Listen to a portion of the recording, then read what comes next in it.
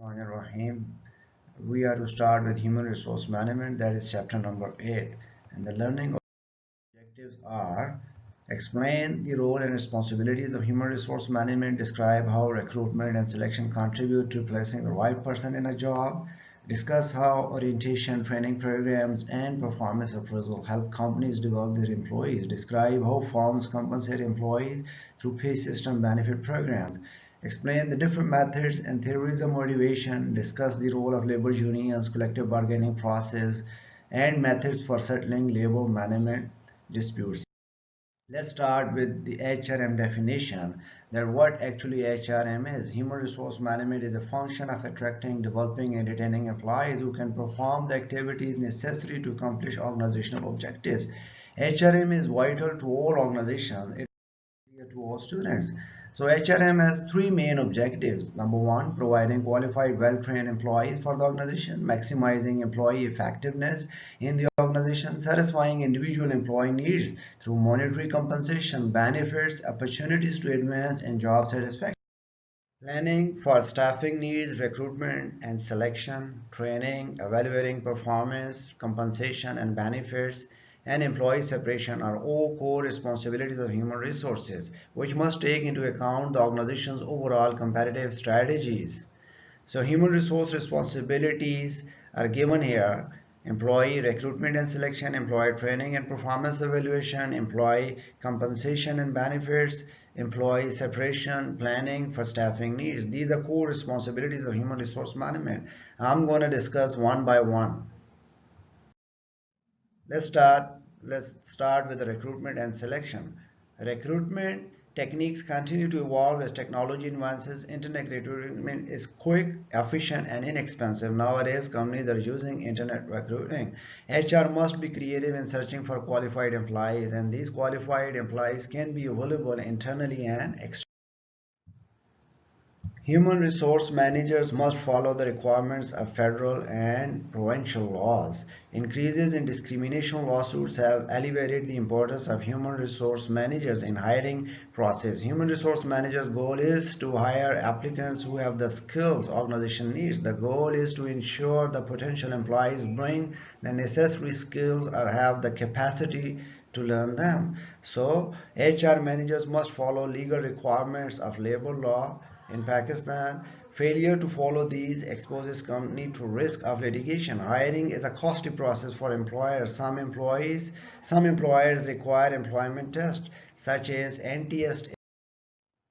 Orientation and training programs provide information about what is expected of employees. Orientation and training are sometimes administered jointly between the Human Resource Department and the department in which the employees will work. Training programs can range in type and focus.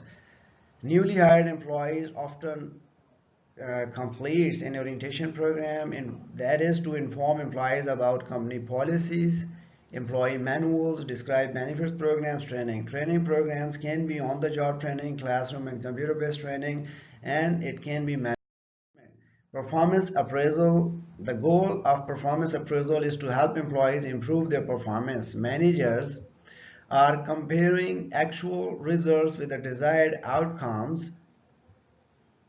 Desired outcomes are outlined in job description. For performance review to be effective, it should take place several times a year, be linked with the organizational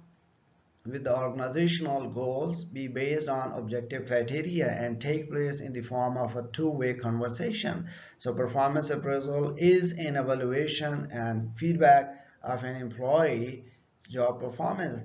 Some firms conduct peer reviews while other firms follow employees to review their supervisors and managers. Many conduct 360-degree performance review, a process that gathers feedback from a review panel that includes co-workers, supervisors, team members, subordinates, and time-assigned customers. Compensation. HR department work to create an equitable compensation system. Compensation is important to an organization, but it is also one of the organization's largest costs. The HR department must find a balance between a good compensation package and keeping costs reasonable. There are two types of compensation, wages and salary. Wages means compensation based on an hourly rate or the amount of output produced. Wages are often given to the labor. Salary means compensation calculated on a periodic basis, such as weekly or monthly. So most firms-based compensation decision on five factors: what competing companies are paying, government regulation, the cost of living, company profits, employee productivity. Incentive compensation. Today, growing percentage of compensation for salaried worker is some form of variable pay. There are four types.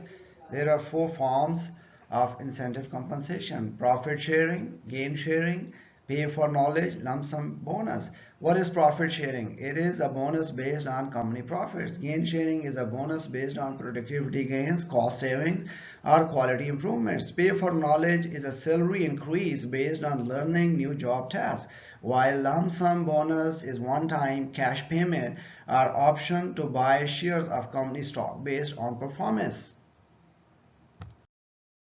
Employee benefits are focused on employees and their families' benefits. Benefits represents a large component of an employee's total compensation. Because of the increasing cost of healthcare, many employers are shifting the cost of healthcare to employees.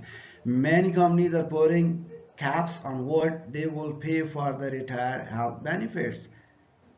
So nowadays, employee benefits are additional compensation such as vacation, retirement plan, profit sharing, health insurance, gym membership, child and elder care, and tuition reimbursement, paid entirely or in part by the company. Nowadays, 30% of total employee compensation is based on employee benefits. Some benefits are required by law, such as social security or medical care, etc. in certain countries. So cost of healthcare are increasing, being shifted to workers. Retirement plans have become a big area of concern for the business. This table shows the breakdown of an average worker's benefits as compared to wages or salaries. Flexible benefits. Because the workers has become more diverse, human resource managers are developing creative ways to tailor their benefits to the varying needs of employees. Time off is another way to increase the flexibility of employee benefits. Employees are provided a range of options for which they can choose: medical, dental, vision, life, and disability insurance.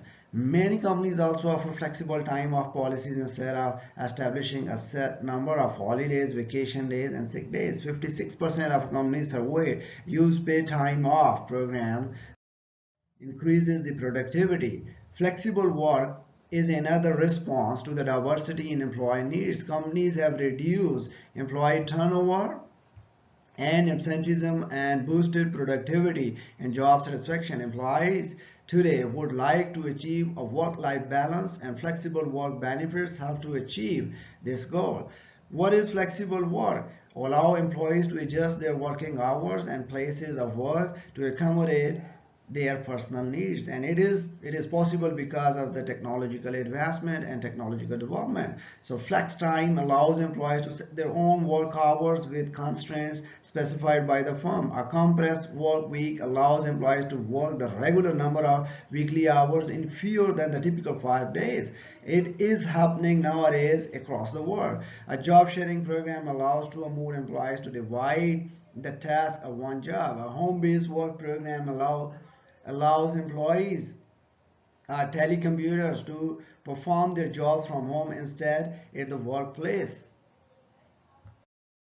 Employee separation is a broad term covering the loss of an employee for any reason. Employee separation may be voluntary or involuntary. When it is voluntary, it means employees leave firms to start their own business, take jobs with other firms, move to another city, or retire. Some firms ask employees to leave voluntarily to participate in exit interview to find out why they decided to leave. Successful companies are clearly focused on retaining their best workers, while involuntary turnover means employers terminate employees because of poor job performance, negative attitudes toward work, and co-workers, or misconduct such as dishonesty or sexual harassment. It is necessary because poor performers lower productivity and employee morale. Employers must carefully document reason when terminating employees. Downsizing and outsourcing are trends that are changing the workforce. Downsizing has been a growing trend in the 20th and 21st century. Many companies are becoming smaller by reducing the number of employees. Outsourcing is a controversial trend that has been used to remain competitive against domestic and international rivals. When it is downsizing, it means it is a process of reducing the number of employees within a firm by eliminating jobs. Downsizing has negative effects also. It can create anxiety, it can create health problems and lost productivity among remaining workers. It is expensive severance packages paid to laid off workers, a domino effect on the local economy, while outsourcing is a transferring jobs from inside a firm to outside the firm. It is to save the expenses and remain flexible. Companies will try to outsource functions that are not part of their core businesses. Motivating employees. Motivation is a key to effective management. Motivation starts with good employee morale. Motivation is linked to satisfy individual needs. Managers must understand some of the theories and processes associated with satisfying needs to guide motivation. Motivation starts with good employee morale, the mental attitude of employees toward their employer and job. Maslow's hierarchy of need is a very common motivation theory that managers can use to think about how employees are motivated. The focus of the theory is how a person's human needs are met. Employers must help employees satisfy unmet needs. Maslow's hierarchy of needs, people have five levels of need that they seek to satisfy. A satisfied need is not a motivator, only needs that remain unsatisfied can influence behavior. People's needs are arranged in a hierarchy of importance. Once they satisfy one need, at least partially another emerges and demands satisfaction. It can be physiological needs, safety needs, social belongingness needs, esteem needs, and self-actualization needs. Herzberg offers another theory and tool for managers to think about. Herzberg was a social psychologist and consultant. His motivation model is popular today. Herzberg's theory implies the fact that the absence of a condition did not cause employees to feel bad, although that factor could motivate employees. So according to Herzberg's two-factor theory, there are hygiene factors and motivate factors. What are hygiene factors? Hygiene factors result in satisfaction, and these factors are job environment, salary, job security, personal life, working conditions, status, interpersonal relations, supervisions, company policies. While motivator factors can produce high level of motivation if present. What are these motivator factors? These are achievement, recognition, advancement, the job itself, growth opportunities, responsibility. Victor Jerome developed the expectancy theory. This theory is simplistic. A person's motivation can be affected by what he or she expects.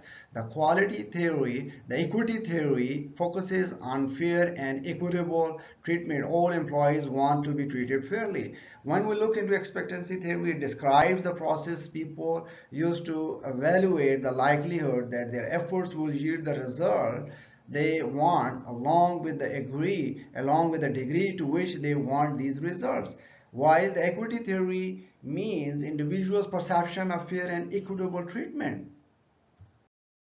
Goal setting theory. Managers want to motivate employees toward the organization's goals. Organizations look for the target, objective, and result through goals. Goal setting theory has become a popular motivation theory to follow with the process popularized by Peter Drucker, management by objective. Goal setting theory can be described as people will be motivated to the extent to which they accept specific challenging goals and receive feedback that indicates their progress toward goal achievement.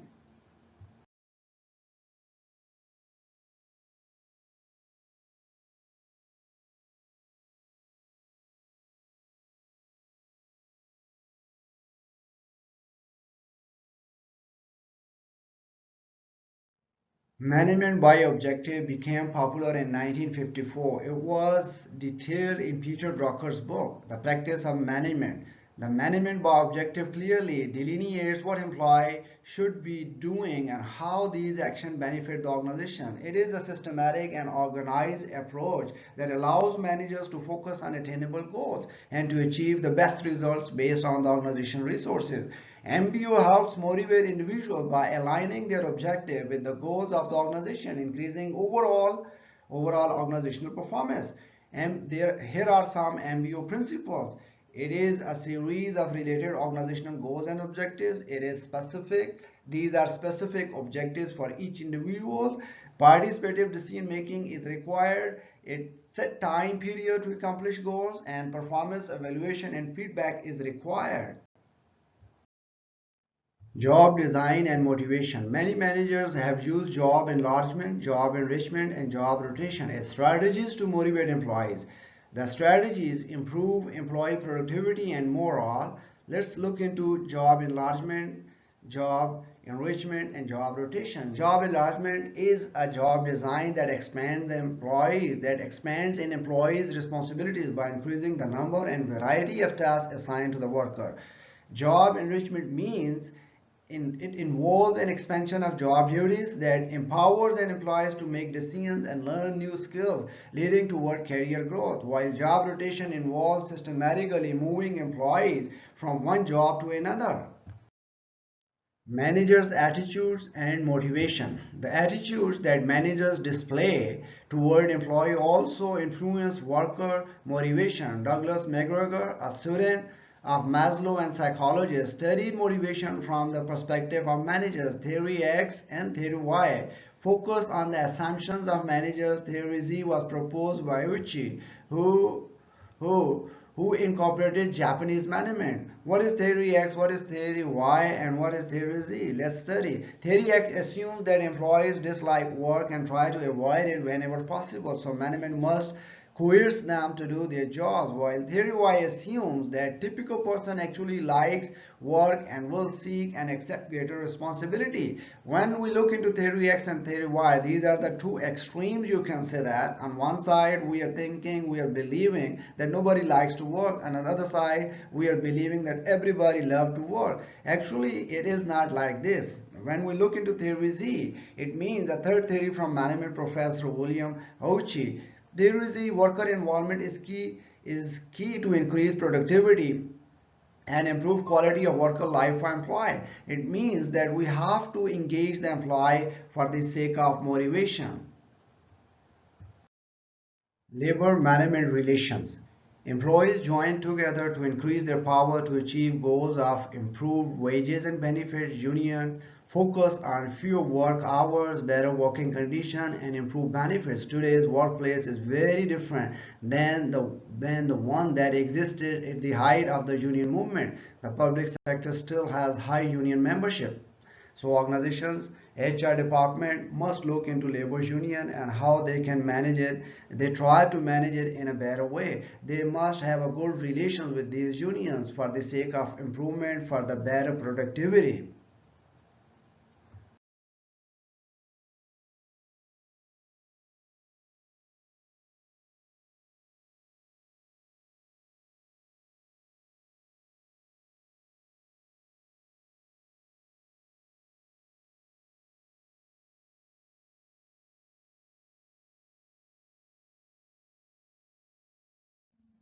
Labor legislation. Government's attitude towards union has varied, and much of the evaluation and change is attributed to labor legislation that has been enacted.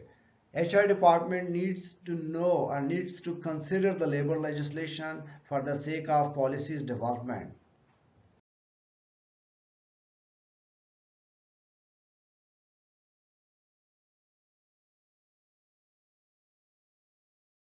Collective bargaining process is a process of negotiation between management and union representative. So the issues can be involved such as wages, work hours, benefits, union activities and responsibilities, grievance handling and arbitration, layoffs, employee rights and seniority. This is a process of negotiation between management and the union representatives is primarily achieved through the collective bargaining process. The fact that the workers are negotiating collectively is a key power of the unions. Settling labor management disputes. When there are disputes among labor and the management, these disputes must be settled timely for the sake of productivity. Most labor management negotiations result in a signed agreement without a work stoppage. On average, 20 or fewer negotiations involve a work stoppage. Mediation is the process of settling labor management disputes through recommendation of a third party. Arbitration adds a third party who renders a legally binding decision. Competitive tactics of unions and management. These are the union tactics they use for their negotiation. These can be strikes, picketing, boycott. What are the strikes? Strikes, temporary work stoppage by employees until a dispute has been settled or a contract signed. Picketing means workers marching in public protest against their employers, and boycott means an organized attempt to keep the public from purchasing the goods and services of the firm. Management use the tactics of lockouts, which means a management strike to put pressure on the employee to put pressure on the firm's members by closing the firm. Future of labor unions. Although the union members grew in the early and mid 20th century, today's labor union is declining for a variety of reasons. Many wonder if unions have lost their ability to deliver greater pay and benefits to their members. So there is a declining trend all over the world. Only we can see that 52% of the union members are government employees all over the world nowadays.